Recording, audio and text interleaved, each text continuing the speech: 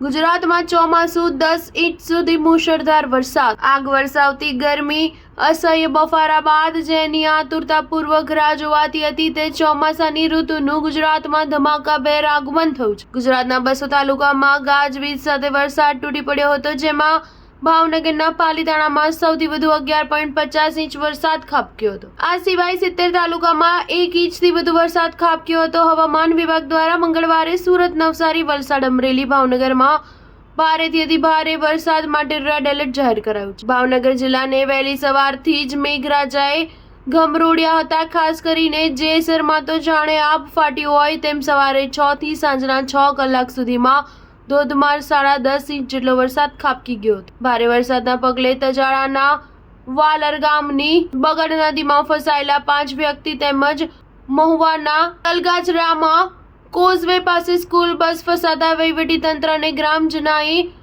જીવના જોખમે 36 વિદ્યાર્થીઓને બચાવી બહાર કાઢી લીધા હતા. તળાજી નદી, બગડ નદી, ગૌતમેશ્વર તળાવ, માલણ ડેમ વગેરે 2 કાંઠે ઓવરફ્લો થતા આસપાસના ગામો વિસ્તારોને એલર્ટ કરવામાં આવ્યા હતા.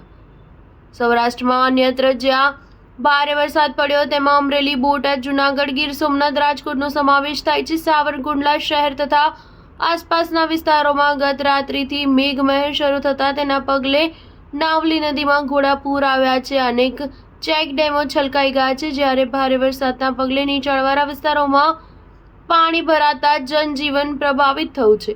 બીજી તરફ સમગ્ર દક્ષિણ ગુજરાતમાં સતત બીજા દિવસે મેઘરાજાની મહેર જોવા મળતા અસહ્ય ઉકળાટ અને ગરમીથી લોકો થોડી રાહત મળી છે અને 3 ઇંચ સુધીનો વરસાદ નોંધાતા ખેડૂતો ખેતીકામમાં જોતરાયા છે.